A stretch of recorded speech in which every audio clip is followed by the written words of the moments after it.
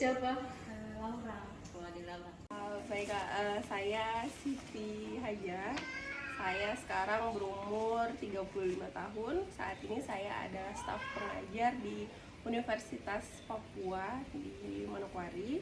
Saya mengajar di Fakultas Pertanian di jurusan Ilmu Tanah dan Sumber Daya Lahan. Perkenalkan, nama saya Afriani. Pekerjaan saya sebagai perawat di Polipolda. Umur saya 20 tahun. Mbak April sudah kerja di Polipolda sudah berapa lama? Sudah sekian lama. Berapa tahun? Sudah 2 tahun. Sudah 2 tahun. Ya. Indonesia itu apa ya, negara kesatuan yang terdiri dari banyak budaya, banyak bahasa, dan negara kepulauan yang terdiri dari banyak pulau. Itu mungkin kurang lebih itu garis besarnya. Kami ya, saya sebagai dosen di pertanian. Jadi kalau menurut kami Indonesia itu adalah suatu negara kesatuan yang dulunya orang kenal sebagai negara agraris.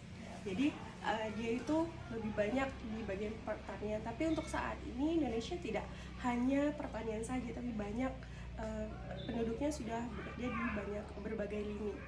Bidang ya, banyak bidang. Ya, banyak bidang.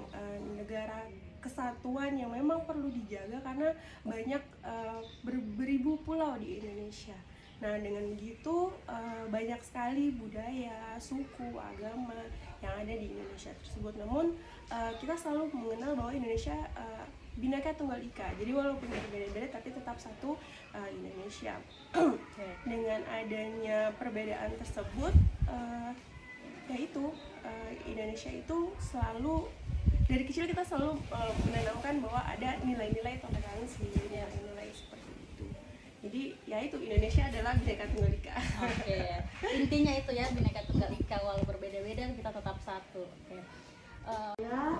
Kalau Indonesia itu negara kepulauan yang kaya budaya, suku, adat, istiadat, agama, dan kesenian. Oke.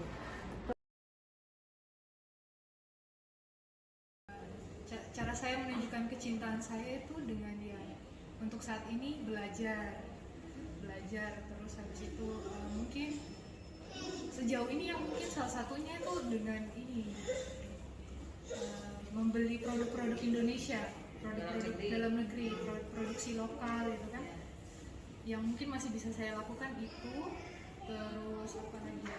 Ada salah satu mungkin yang lebih real, lebih nyata. Kami setiap hari Kamis itu disuruh pakai batik. Itu mungkin salah satu bentuk kecintaan saya terhadap Indonesia.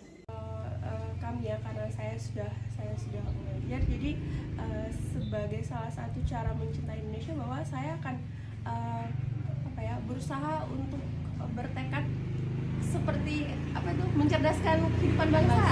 Nah, seperti itulah. Jadi saya mengajarkan siswa bahwa di jurusan saya mencintai dalam hal bagaimana menitik beratkan bahwa nilai-nilai apa saja yang bisa diambil dari. Jadi walaupun saya orang pertanian tapi tidak semerta-merta cuma mengajar pertanian, tidak, tapi bagaimana Indonesia itu memberi makan orang dan lain sebagainya, dan itu adalah salah satu cara kami bahwa kita tuh mencintai Indonesia. Oke, apalagi dari segi pertanian ya, bahwa Indonesia tuh banyak sekali luas tanah, pertanian, tanaman, pangan yang melimpah ya. Ya, seperti kata orang dulu bahwa tongkat kayu dan batu saya bisa jadi tanaman, bahwa Indonesia adalah negara yang kaya, negara yang subur. Jadi nilai-nilai itu memang harus dijaga, harus dipegang. Terus menurut Mbak April, bagaimana ya caranya Mbak April menunjukkan kecintaan Mbak sama Indonesia? Menurut saya tuh menggunakan produk dalam negeri, membayar pajak, menjaga kesehatan agar produktif dalam bekerja, toleransi beragama, jaga kebersihan lingkungan, misalnya di tempat bekerja. Jaga kebersihan, jaga lingkungan di tempat kerja ya? Iya, dokter. Itu salah satu wujud kita cinta Indonesia. Iya, dokter.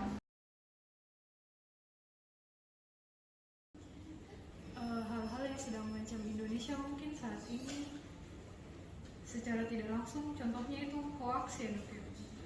Penyebaran hoax, berita hoax itu kan gampang sekali menyebar, akses semua orang bisa mengakses informasi, tapi informasi yang didapatkan itu valid, hoax atau bagaimana itu kadang-kadang kan susah memilah-milahnya. Nah itu bisa menjadi ancaman juga sih dok bagi Indonesia. Jadi menurut adik ini berita hoax yang bisa mengancam keberadaan negara Indonesia ya? Iya, berita hoax terutama kan kita begini dok, kan kita luas sekali, penduduknya banyak, dan untuk mengontrol informasi itu sendiri kan susah ya dok ya. Karena susah itu jadi kalau misalnya tidak bisa kita sendiri tidak bisa memilah-milah, itu rawan memicu pertikaian, perkelahian, pertengkaran gitu.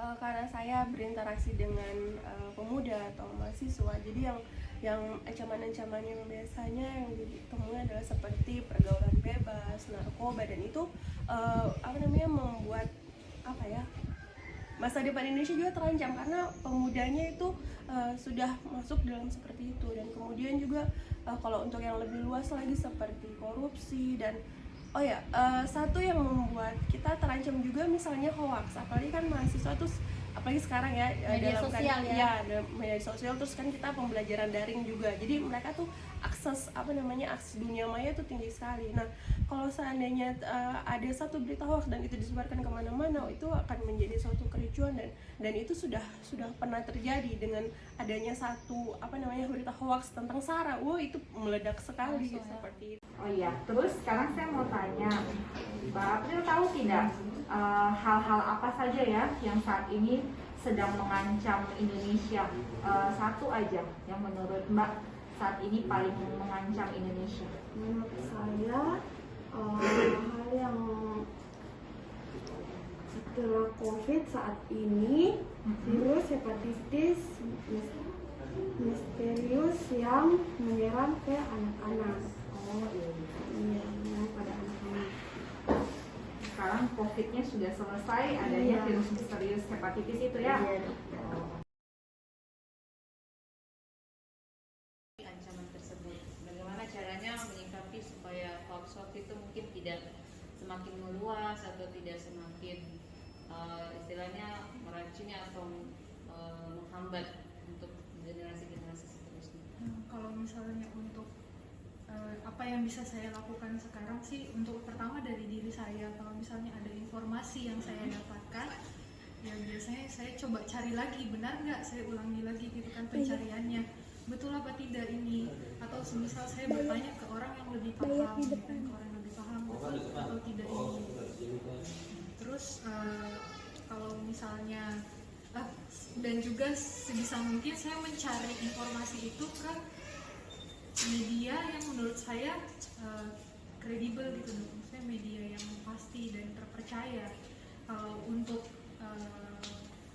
orang-orang di sekitar saya, sebisa mungkin saya kasih tahu, coba dicari lagi betul apa tidak, jangan ditelan mentah-mentah. Mungkin lebih ke saya ikut mensosialisasikan gitu loh, jangan menerima berita mentah-mentah. Berarti jangan mudah terpancing ya dengan berita hoax yang ada ya. Iya, dan jangan juga gampang menyebarkan informasi gitu kalau belum yakin itu betul atau tidak. Kita sebagai generasi, apalagi generasi milenial, harus menyaring apa yang kita terima ya, jangan langsung asal ciplak atau asal langsung dengar apa yang kita dengar langsung mentah-mentah kita sampaikan ke orang lain ya. Oke, terima kasih. Iya.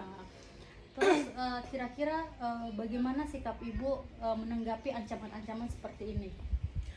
Baik, kalau kami dari kampus ya, untuk khusus untuk narkoba, jadi setiap mahasiswa atau anak didik yang mau masuk kampus itu ada tes narkobanya.